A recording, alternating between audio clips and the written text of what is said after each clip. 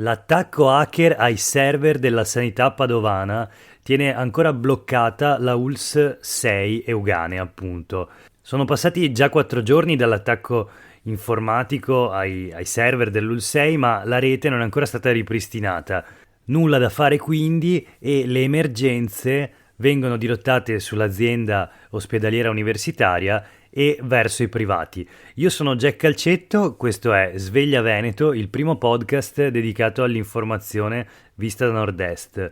Da lunedì a venerdì una rassegna stampa e nel fine settimana una puntata di approfondimento. Per l'ultimo fine settimana, nella giornata di ieri, lo speciale era dedicato proprio ai temi della sanità, con un'intervista al segretario generale della funzione pubblica CGIL del Veneto, Ivan Bernini, con il quale ho fatto il punto sulla situazione della quarta ondata della pandemia Covid e in generale della situazione del sistema sociosanitario regionale del Veneto, appunto. Ma torniamo alla prima notizia di oggi, appunto l'attacco hacker che tiene ancora bloccata la ULSS 6 Euganea, l'azienda sociosanitaria di Padova e del Padovano, che è costretta a dirottare le emergenze verso l'azienda ospedaliera invece e i privati. E dice l'ULSS Euganea che le operazioni di analisi preliminare, di contenimento e avvio dei primi ripristini informatici richiederanno più giorni. Ma allora vediamo sul Mattino di Padova di oggi che cos'è successo, insomma.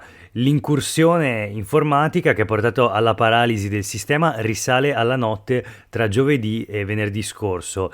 Alle 3 di notte, appunto, un gruppo di hacker ha attaccato la rete informatica dell'ULSS Euganea attivando un malware che ha determinato il blocco improvviso di tutti i sistemi informativi aziendali. Il personale informatico dell'azienda ha prontamente messo in sicurezza i sistemi, isolando le macchine e le macchine infette per evitare che il virus si propagasse, aumentando i danni, e dopodiché è cominciata tutta la fase, diciamo, di preparazione di una nuova infrastruttura di emergenza con l'obiettivo di riattivare gradualmente i servizi.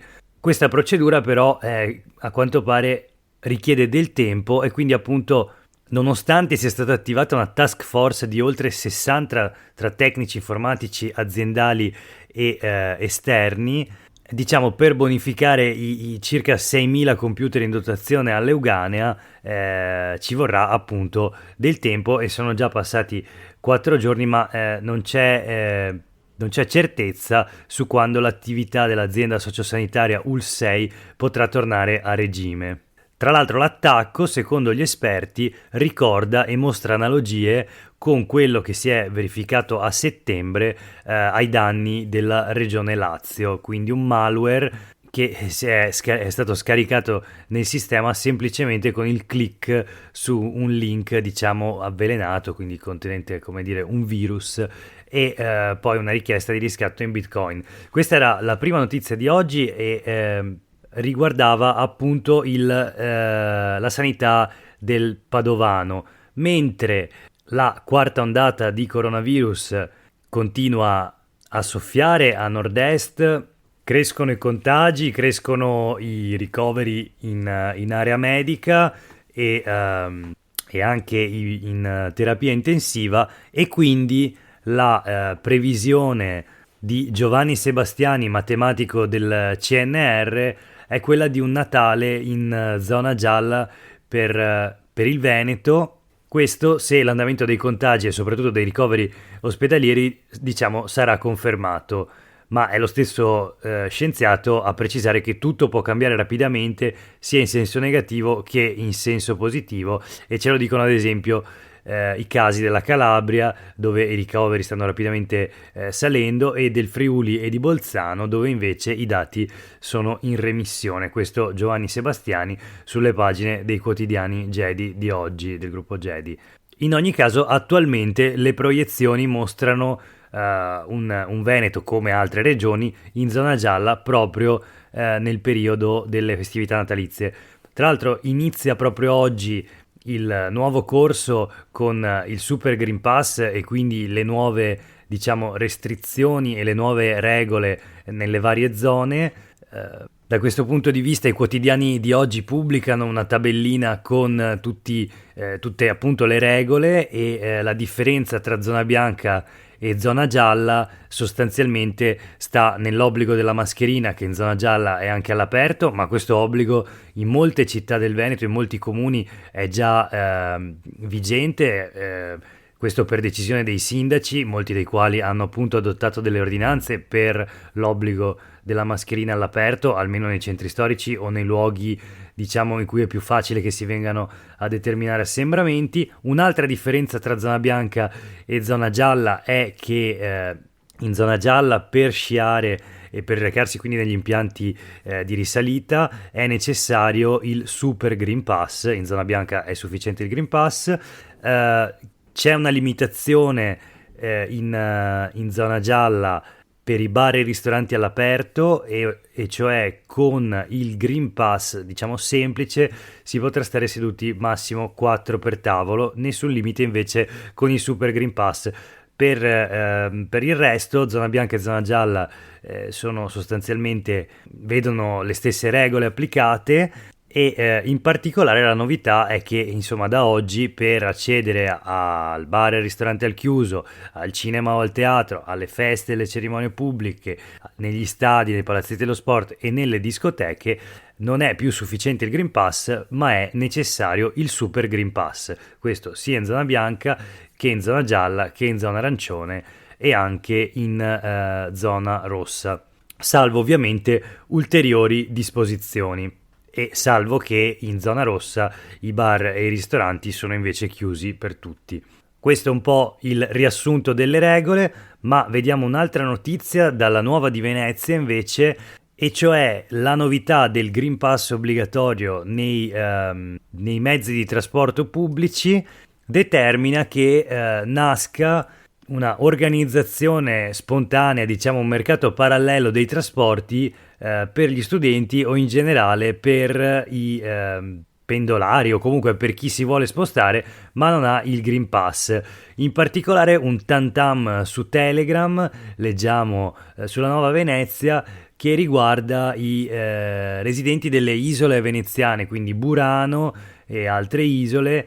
Diciamo i genitori dei ragazzi non vaccinati si organizzano con un servizio privato e quindi con tanto di tabelloni con orari delle corse e prezzi calmierati, il tutto organizzato appunto con imbarcazioni private.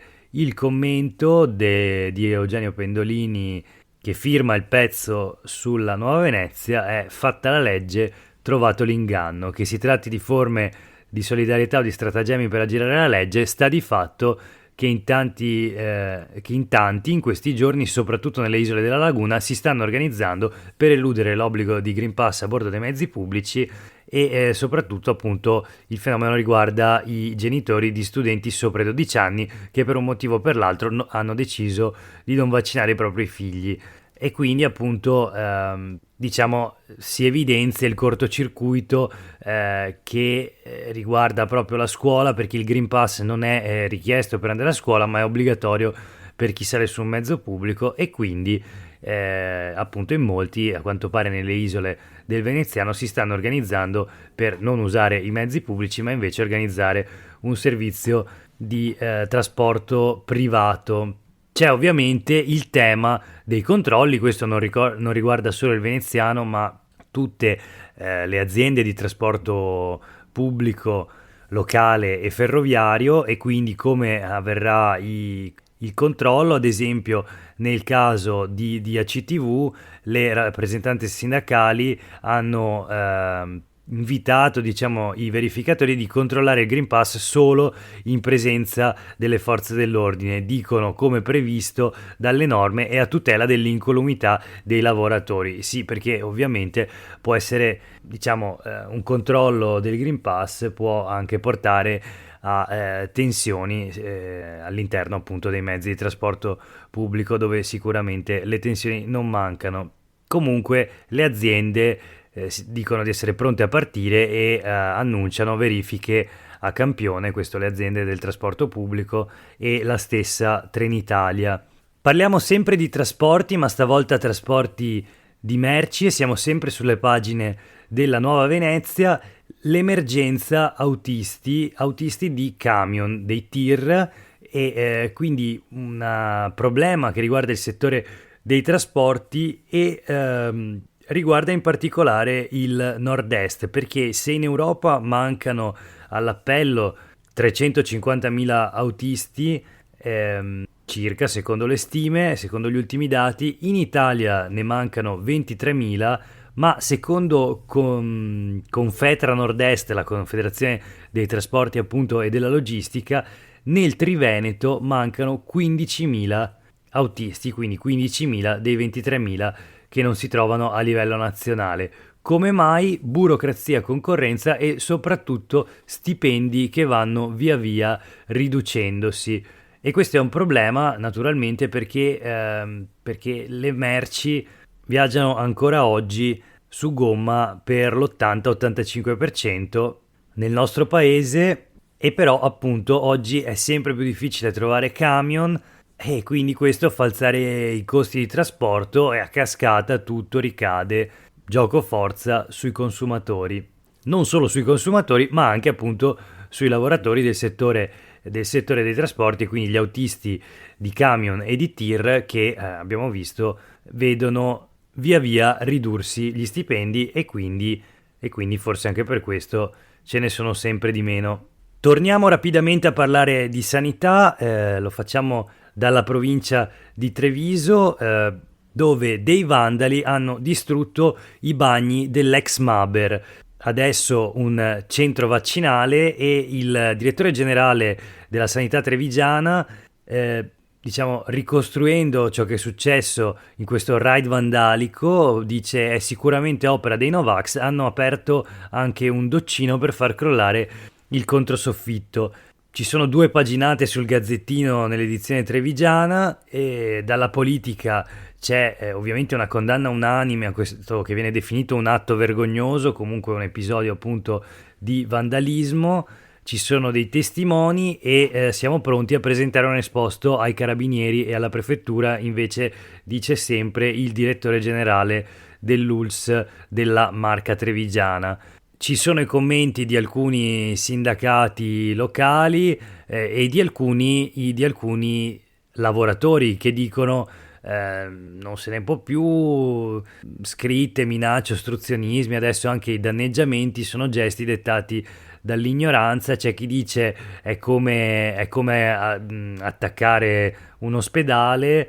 E insomma c'è chi parla addirittura di episodi gravissimi, così stanno limitando anche la nostra libertà, una guerriglia inaccettabile, adesso basta. Insomma, una raccolta di dichiarazioni da parte di lavoratori, ma anche del punto vaccinale, ma anche di appunto persone in attesa di vaccinarsi, e appunto l'intenzione dell'ULSS della Marca Trevigiana di sporgere denuncia, o meglio di presentare un esposto ai carabinieri e alla prefettura dopo questo episodio di vandalismo. E c'è la foto appunto di un bagno distrutto con rubinetti, lavandini rotti, tubazioni divelte, insomma un disastro. Proseguiamo con alcune notizie flash da Padova. Sul Mattino leggiamo che oggi è il giorno della scelta che riguarda l'inceneritore di San Lazzaro e in particolare della nuova linea appunto dell'inceneritore. Alle 10:30 di oggi si riunirà la conferenza dei servizi con tutti i portatori di interesse, e la novità è che dopo Coalizione Civica anche il Partito Democratico insisterebbe per il no, e perché mancano risposte. La dichiarazione del capogruppo del Partito Democratico in Consiglio Comunale, Gianni Berno: il PD non è contrario ai termovalorizzatori, spiega, ma la Regione non ha dato certezze sui punti elencati in modo chiaro nella mozione sulla nuova linea che il Consiglio Comunale aveva votato a gennaio scorso. Quindi insomma perplessità su questo nuovo impianto, nonostante le nuove prescrizioni stabilite dal Comitato Tecnico Regionale per la Valutazione di Impatto Ambientale. Oggi alle 10:30 la conferenza dei servizi, e vedremo quale sarà il futuro di questo inceneritore a Padova. Sempre da Padova, la videorubrica di Gianni Belloni, giornalista del Mattino. Il titolo Est-Nord, il rovescio del Nord-Est, un progetto che nasce appunto sul sito del Mattino di Padova ed è una videorubrica condotta da Gianni Belloni, che è anche direttore del Centro di Documentazione ed Inchiesta sulla Criminalità Organizzata in Veneto, e quindi si parlerà di rifiuti, mafie, inquinamento, corruzione, sfruttamento lavorativo. Il mercato, lo sappiamo, non è un pranzo di gala. Ti consiglio di seguire questa rubrica del giornalista Gianni Belloni, che punta i fari sulla faccia in ombra del Nord-Est, una rubrica davvero interessante. Interessante per capire quello che succede davvero nel nostro territorio. Un'altra notizia flash, qui parliamo di parrucchieri e in particolare di una ricerca promossa dalla Confartigianato del Veneto per vedere come le trasformazioni nel mondo del lavoro incidono sulle abitudini, ma anche come la pandemia e quindi questi ultimi 2 anni di Covid incidono sulle abitudini. E cosa è cambiato? Con la pandemia 2 veneti su 3 si sono trascurati. Questo è il titolo, dell'articolo che racconta i dati di questo studio su cura e benessere, spazi di cura e pratiche del benessere ai tempi della pandemia, il titolo dello studio, dal quale emerge in sostanza che i veneti hanno ridotto la frequenza nei saloni professionali di acconciatura. In particolare studenti e casalinghe calano del 41-44%, anche i pensionati e i disoccupati, ma anche gli impiegati e un po' meno i lavoratori autonomi e i dirigenti. Ultima notizia per oggi: ha compiuto 100 anni il padovano che ha inventato il Cynar. È Rino Dondi Pinton, che dice: ho girato il mondo ma sto bene all'Arcella. E allora tanti auguri Rino. Questa era l'ultima notizia di oggi, lunedì 6 dicembre 2021. Grazie per aver ascoltato Sveglia Veneto, il primo podcast dedicato all'informazione vista da Nord-Est. Io sono Jack Calcetto e ti auguro veramente una buona giornata.